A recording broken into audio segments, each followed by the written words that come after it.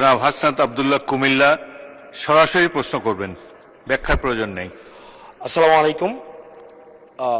যেহেতু শিক্ষা নিয়ে কথা হচ্ছে, আমাদের বর্তমানে মাননীয় স্পিকার, আমরা যদি বর্তমান শিক্ষা ব্যবস্থা দেখি, আমাদের এন্ট্রান্স ইনস্টিটিউশনগুলোতে বিশেষ করে প্রাথমিক শিক্ষায় আমরা দেখছি যে ভর্তি প্রক্রিয়াতে আমাদের এখন দুইটা পদ্ধতি প্রচলিত ছিল। এডমিশন বাই মেরিট আগে প্রচলিত ছিল, এখন সেটা কনভার্ট হয়েছে এডমিশন বাই লটারির মাধ্যমে হচ্ছে এখানে বাচ্চাদেরকে ভর্তি করা হয়।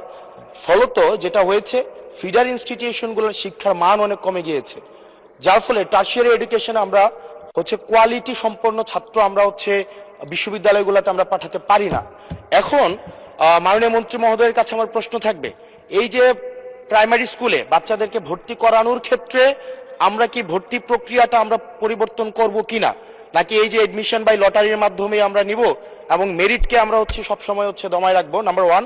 আর নাম্বার টু হচ্ছে, আমাদের বর্তমান শিক্ষা পদ্ধতিতে আমরা যদি দেখি, আমরা যারা পয়সা দিয়ে কিনতে পারে তারা হচ্ছে এখন ইংরেজি মাধ্যমটা কিনছে, যারা পয়সা দিয়ে ইংরেজি মাধ্যম কিনতে পারে না তারাই কেবল আপনি যেই শিক্ষা পদ্ধতি আমাদের জন্য জনজীবনের জন্য আপনি চালু করেছেন সেটা আমরা কিনছি, আর যারা সেটাও কিনতে পারে না তারা হচ্ছে মাদ্রাসা শিক্ষা পদ্ধতি কিনছে।